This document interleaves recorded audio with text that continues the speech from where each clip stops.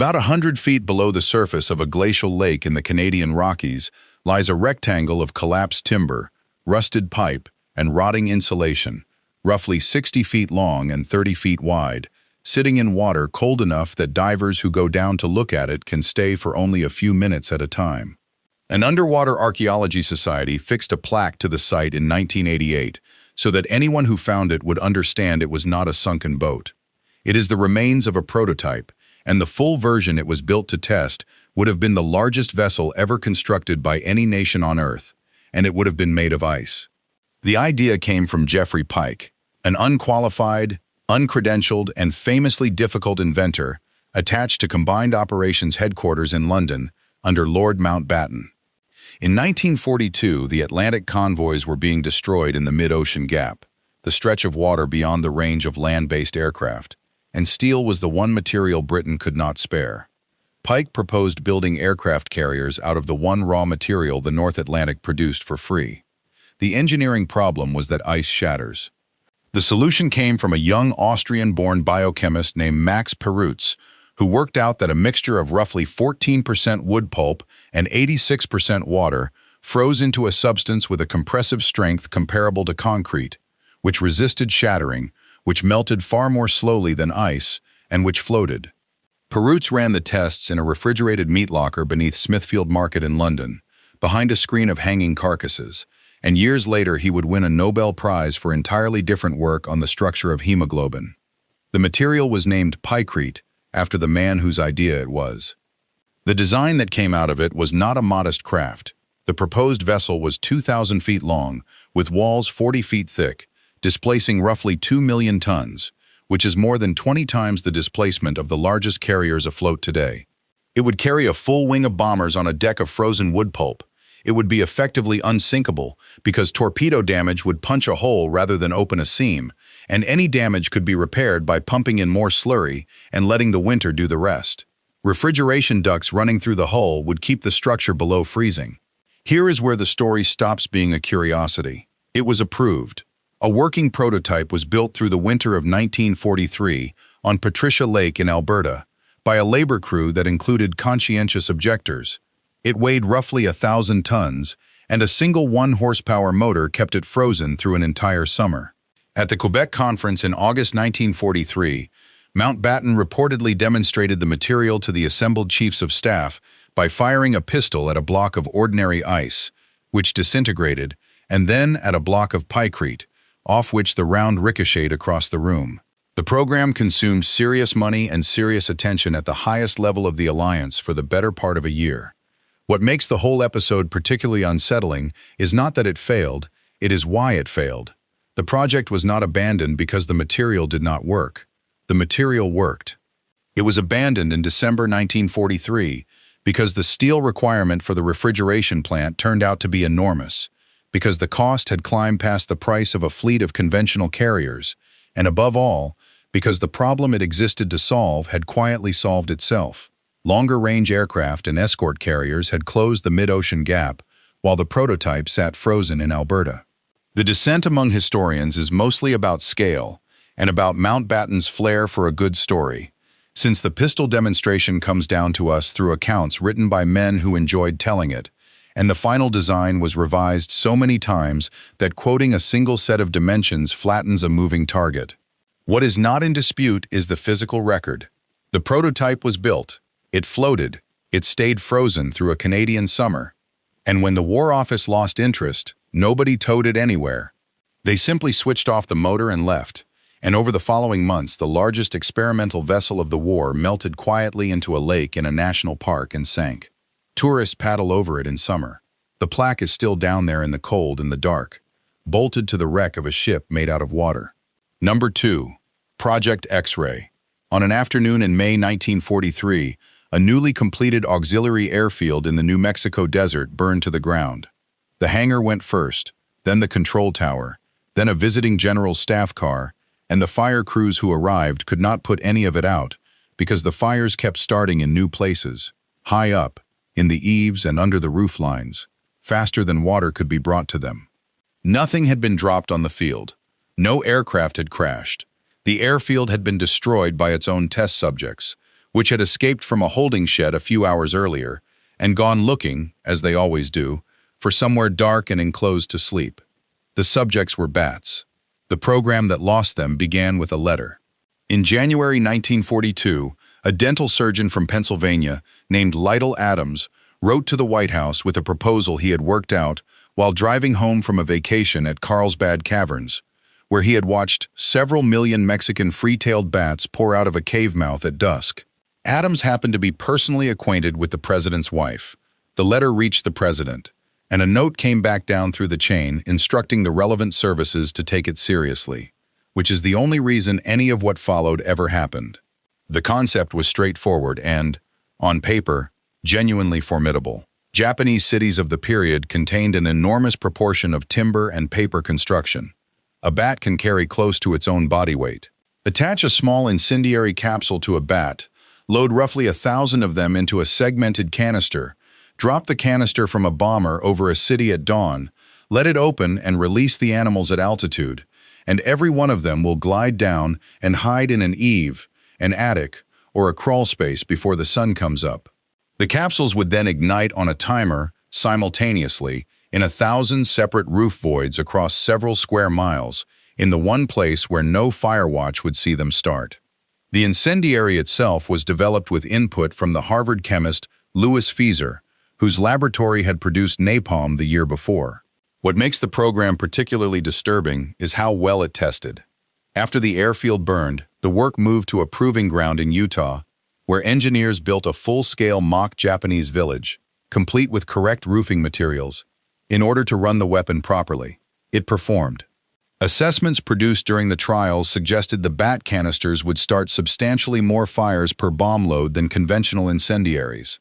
Roughly $2 million had been spent, 6,000 animals or more had been used, and the program had passed from the Army to the Navy and then to the Marine Corps, gathering credibility at each step.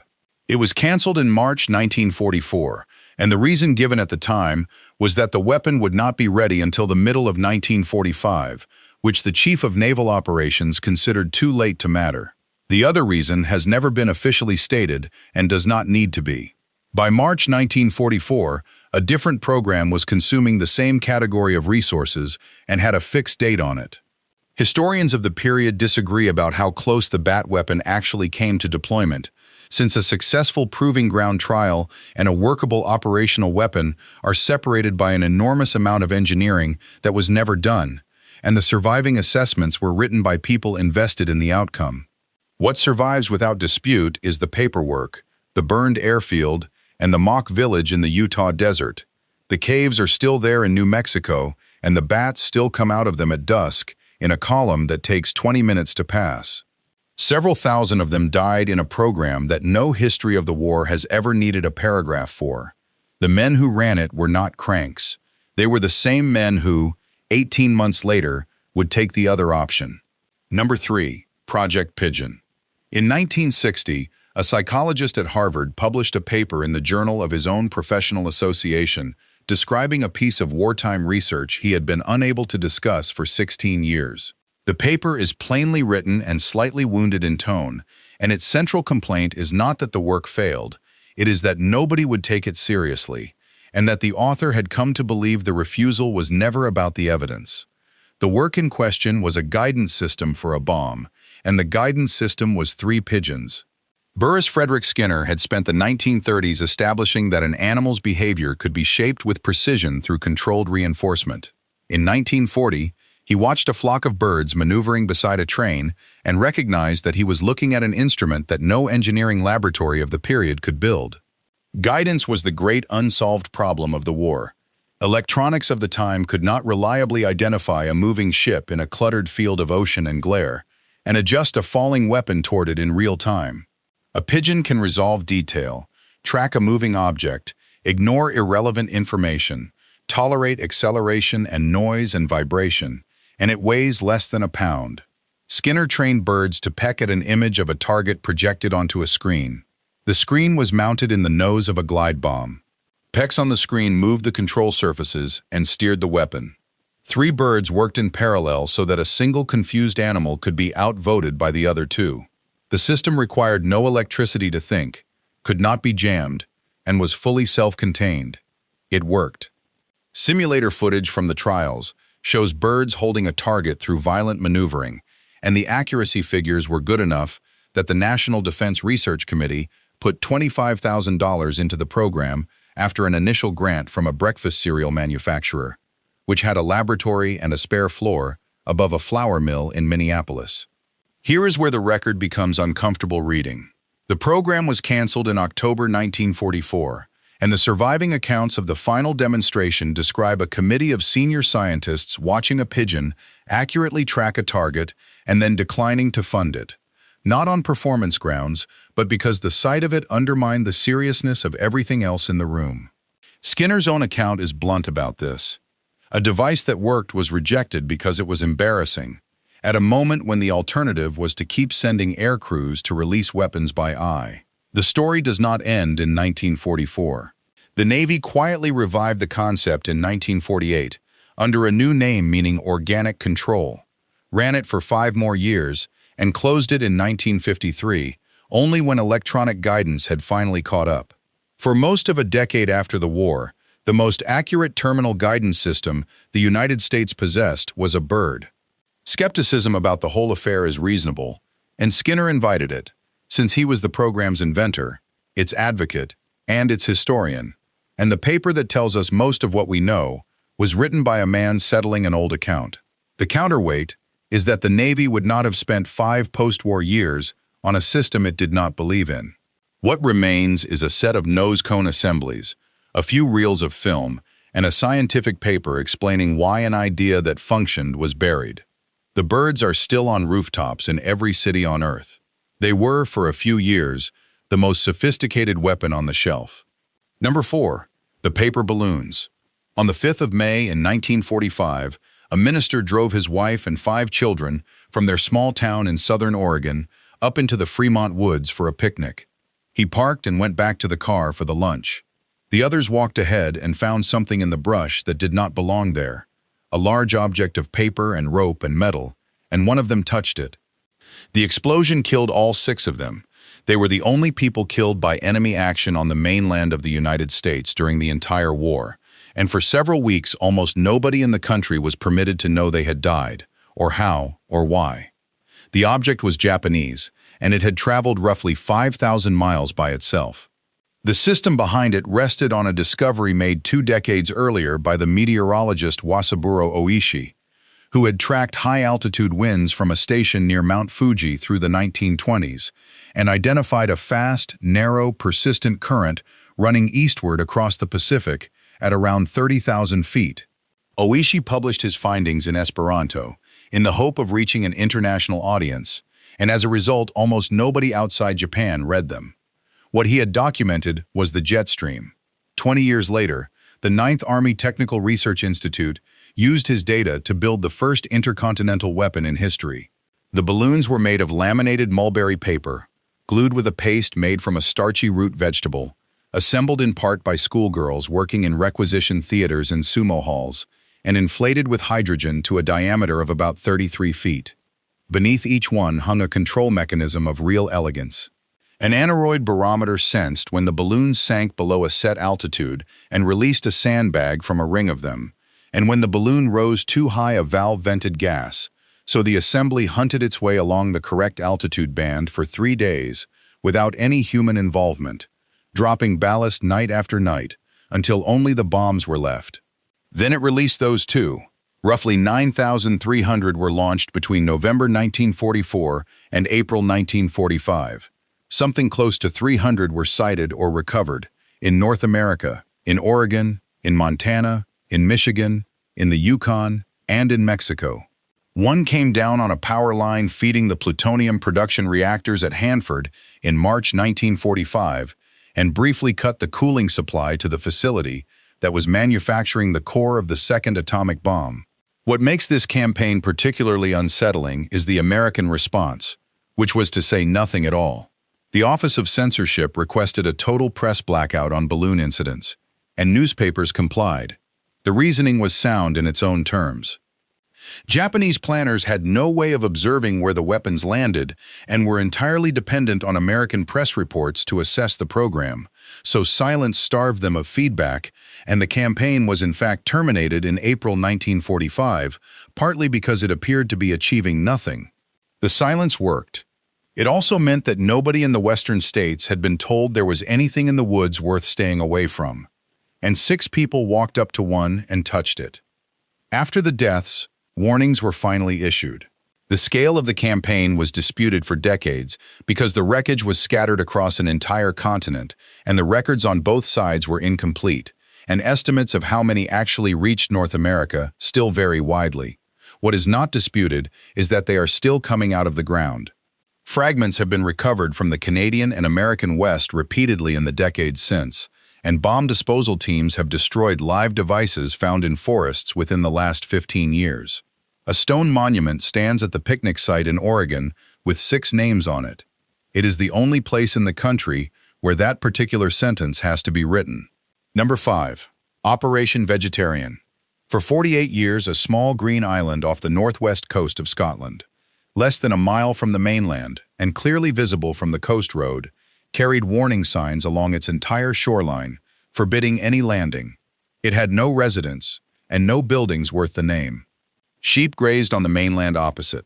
Boats went past it constantly. The signs said that the ground was contaminated and that the contamination was dangerous, and they did not say what it was. And for most of that period, the government that had posted them declined to elaborate. In 1942, the island had been bought by the War Office for the purpose of finding out what would happen if a country weaponized anthrax. The work was run out of the biology department at Porton Down under Paul Fildes, an established microbiologist, and the trial itself was straightforward and horrible. 80 sheep were tethered in rows on the island, and a small explosive device containing an anthrax slurry was detonated upwind. The sheep began dying within days. They were burned and buried under rubble, and the results were filmed, and the film shows a team in protective suits moving between the carcasses on an empty hillside with the Scottish coast in the background. The trial demonstrated conclusively that anthrax spores could be dispersed by a munition, would remain lethal, and would render the ground unusable for an indefinite period. That was the answer the program had been built to obtain. What followed is the part that never reached the standard histories. The intended weapon was not a bomb, it was food. 5 million linseed cattle cakes were manufactured, each one about an inch across, each one punched with a hole into which a measured quantity of anthrax spores was packed by hand. Workers filled them in a converted soap factory over the course of months. The plan was to have bombers scatter them across the grazing land of northern Germany, where cattle would eat them, sicken, and die, collapsing the German meat and dairy supply, and quite possibly moving into the human population through the food chain. It was never used. The cakes sat in storage until 1945 and were then incinerated. Here is where the arithmetic becomes difficult to look at directly. This was not a fringe proposal from an eccentric with a letter to a head of state. It was approved at the highest levels. It was manufactured to completion, and it was held in reserve as a retaliatory option against a country of tens of millions of people, for years, by a government that regarded itself as constrained by law. The nearest thing to a restraint was that it was never needed. The moral debate about all of this is genuine, and it has not been settled. Defenders point out that the weapon was explicitly conceived as retaliation, that German biological work was assumed to be far more advanced than it turned out to be, and that deterrence requires a stockpile to be credible. Critics note that the deterrent was never announced to the country it was meant to deter, which is a difficult sort of deterrence to defend. What is beyond dispute is the island. The contamination did not fade on any timescale useful to anyone. Decontamination was finally attempted in 1986, using several hundred tons of formaldehyde diluted in seawater, sprayed across the entire land surface. The island was declared safe in 1990, and a flock of sheep was put on it to prove the point, and it was sold back to the family it had been taken from for the original purchase price of £500. The warning signs came down. The soil samples taken since still find spores. There are 5 more of these, and the last one ends with the winning side quietly trading away the record of a crime in exchange for what was written inside it. Subscribe now and stay for it. Number 6. The Ghost Army. In 1996, the United States Army declassified the operational file of a unit that had been raised in January 1944, had landed in Normandy weeks after the invasion, had served across France, Luxembourg, and Germany through to the end of the campaign, and whose 1,100 surviving members had been forbidden for half a century to describe a single thing they had done. Some of them had died in the intervening years without telling their families. The unit had no armor, almost no artillery, and its weapons consisted of inflatable rubber, phonograph records, and radio traffic. On the roster were a fashion designer who would later dress American first ladies, a painter who would become one of the most significant abstract artists of the century, and a photographer who would shape magazine imagery for decades afterward. The 23rd Headquarters Special Troops existed to be seen and heard by the wrong people. Its inflatable tanks weighed about 93 pounds each and could be carried by 4 men and set up in 20 minutes. And from 300 feet in the air, which is where German reconnaissance aircraft were, they photographed as armor. Its sonic company carried wire recordings made at an armored training center, layered and mixed for specific tactical situations, and played them through 500-pound speakers mounted on half-tracks, audible at a distance of roughly 15 miles at night. A single vehicle could produce the sound of a bridging operation, a tank column moving up, or an entire division digging in. Its radio operators studied the individual keying rhythms of real operators in real units and then impersonated them, so that German signals intelligence following a familiar hand across the dial would follow it into a field where nothing existed. Trucks drove in circles through villages with different unit patches sewn onto the driver's shoulders. Officers wearing insignia they were not entitled to sat in cafes near the front and talked carelessly. The unit ran roughly 20 separate deceptions between June 1944 and March 1945. What makes this operation particularly disturbing is the arithmetic of what it was doing. In its largest action, a Rhine crossing in March 1945, 1,100 men simulated 2 full divisions, some 30,000 troops, at a false crossing point in order to pull German defenders away from the real one. The deception succeeded. The real crossing went in against thinned opposition, which means the men in the rubber tanks were deliberately advertising their position to an enemy who possessed artillery, aircraft, and every reason to fire on exactly the place they were standing. Their entire function was to be attacked. They carried no means of fighting back beyond small arms, and on several occasions they were shelled, and men were killed doing it. Estimates of how many lives the unit's work saved run into the tens of thousands, and every such estimate is necessarily soft, since counting casualties that did not occur is not a rigorous exercise. Historians who have worked through the file since declassification are careful about attribution, because tactical deception operates alongside a dozen other factors and rarely leaves a clean signature in the record. What is not soft is the classification itself. The material stayed sealed for 51 years, long after everything it might have compromised had ceased to exist, because deception doctrine remained current and the methods were still in use. Recognition finally arrived in the form of a Congressional Gold Medal, legislated in 2022, with the ceremony held in 2024. Of the 1,100 men, 7 were alive to attend. The inflatable tanks survive in a handful of museum collections, deflated, folded in crates. They are the only equipment of the Second World War that was built specifically to be photographed by the enemy. Number 7. Project Riese. Under the Owl Mountains in the southwest of Poland, there are more than 5 miles of tunnels. They run through hard rock at 7 separate locations across a stretch of forested upland, some reinforced with concrete, some abandoned as bare rock with the drill marks still visible, some flooded, some collapsed, and a number of them sealed. Roughly 250,000 cubic yards of stone were removed to make them. The concrete poured into them in 1944 exceeded the amount allocated to air raid shelters for the entire German civilian population that same year, at a point in the war when concrete was being rationed to the shelters of cities that were being flattened weekly. The work was carried out by prisoners, and nobody knows what it was for. The program was assigned in 1943 to Organization Taut, the construction arm that built the Reich's military infrastructure, and it took its cover name from the German word for giant. Labor came from a network of camps, established as a satellite of the concentration camp at Gross Rosen. Something on the order of 13,000 prisoners were sent into the mountains, and the mortality figures, compiled after the war, run into the thousands, from tunneling accidents, rockfalls, disease, exhaustion, and the deliberate conditions of the camps themselves. Men died at a rate that made the workforce a consumable input, listed in the paperwork alongside the cement. The complexes are genuinely enormous. One of them contains chambers with ceilings over 30 feet high, ventilation shafts, water systems, guard positions, and rail sidings were built into the design. And none of the 7 sites was finished. Here is where the record simply stops being useful. The plans, if a single master plan ever existed, have never been found. Albert Speer, who as armaments minister signed off on the concrete, wrote about the project after the war and gave figures for the materials, and offered no clear account of its purpose. 2 competing explanations have circulated ever since.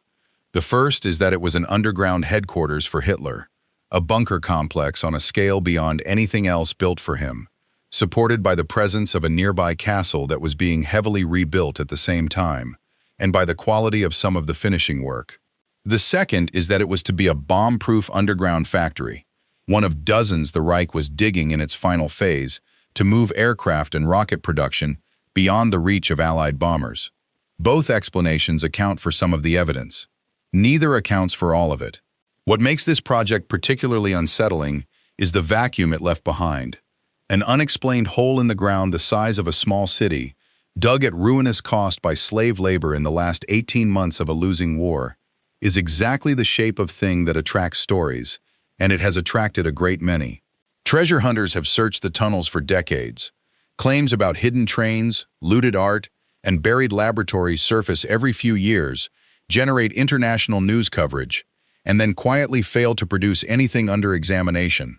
In 2015, a heavily publicized search of a nearby railway embankment for an armored train, based on ground-penetrating radar readings, ended when a team from the AGH University of Science and Technology in Krakow surveyed the site properly and found no train, no tunnel, and nothing but undisturbed soil. The tunnels themselves need no embellishment. Several of the complexes are open to visitors now, lit and railed, with guides who explain what is known and are honest about how little that is.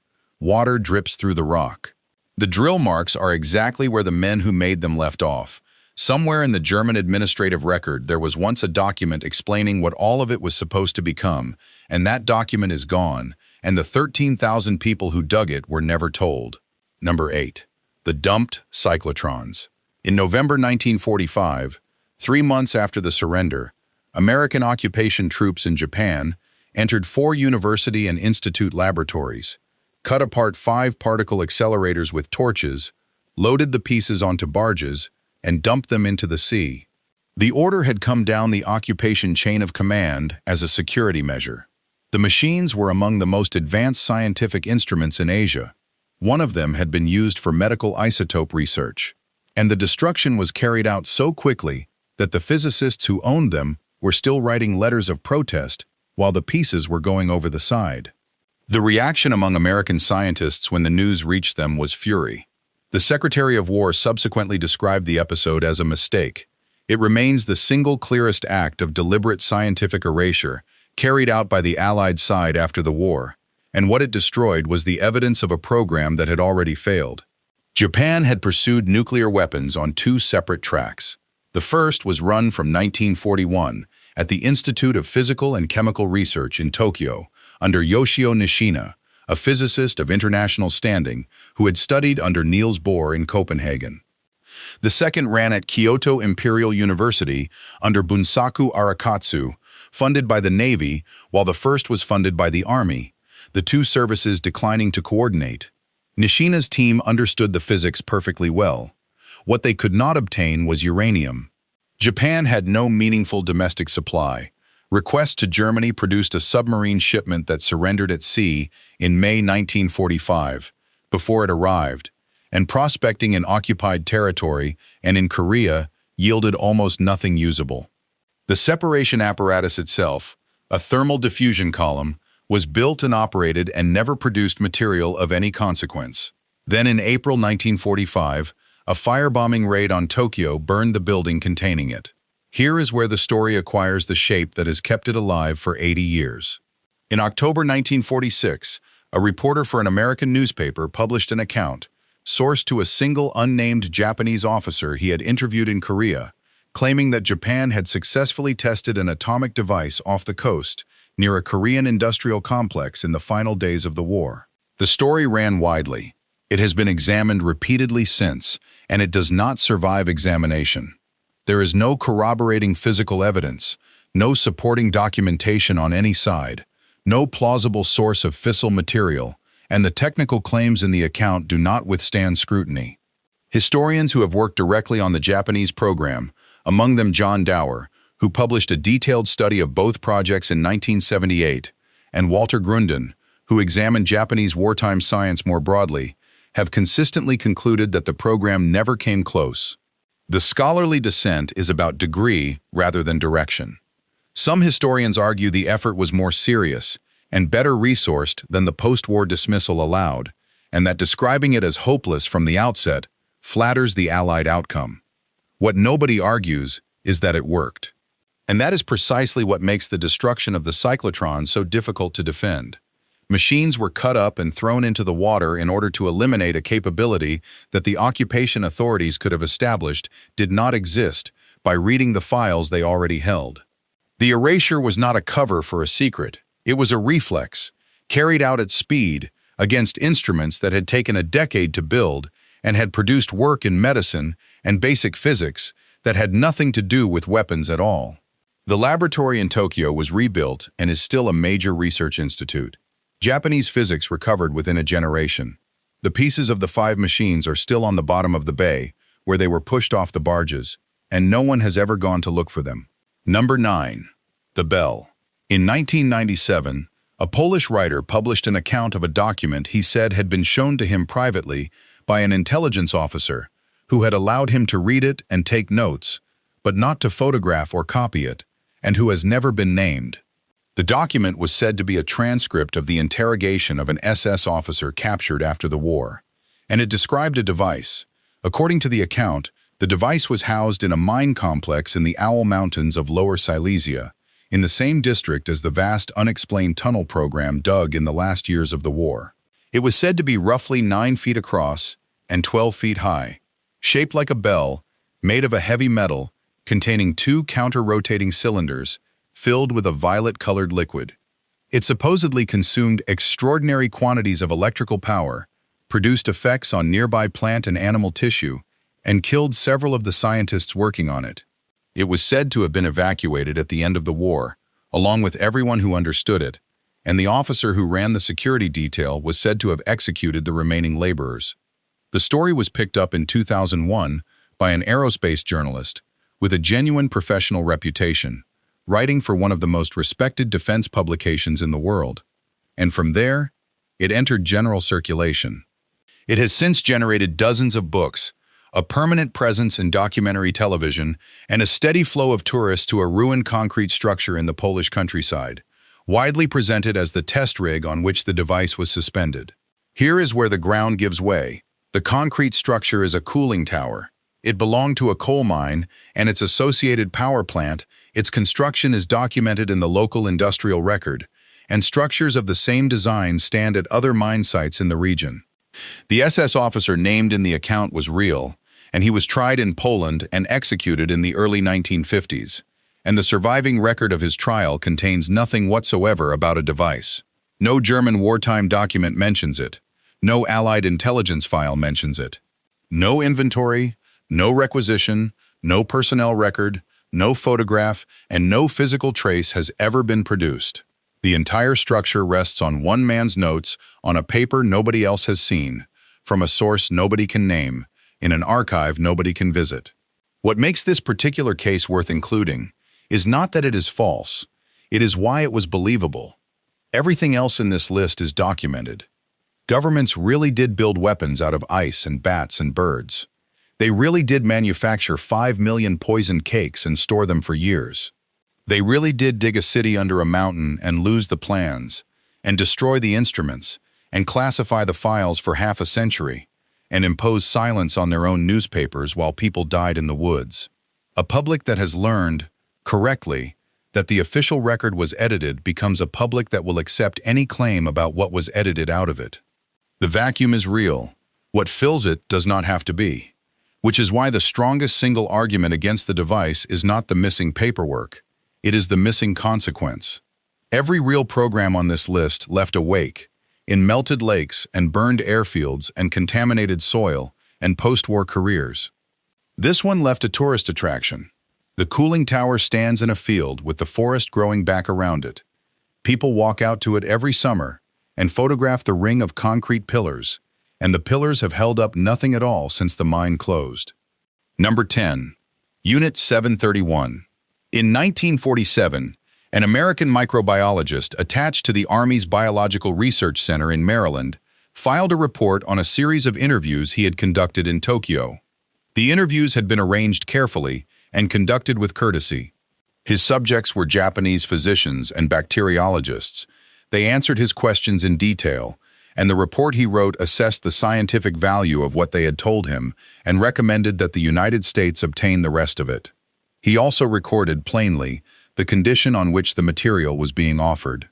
The men wanted assurance that none of it would be used to prosecute them.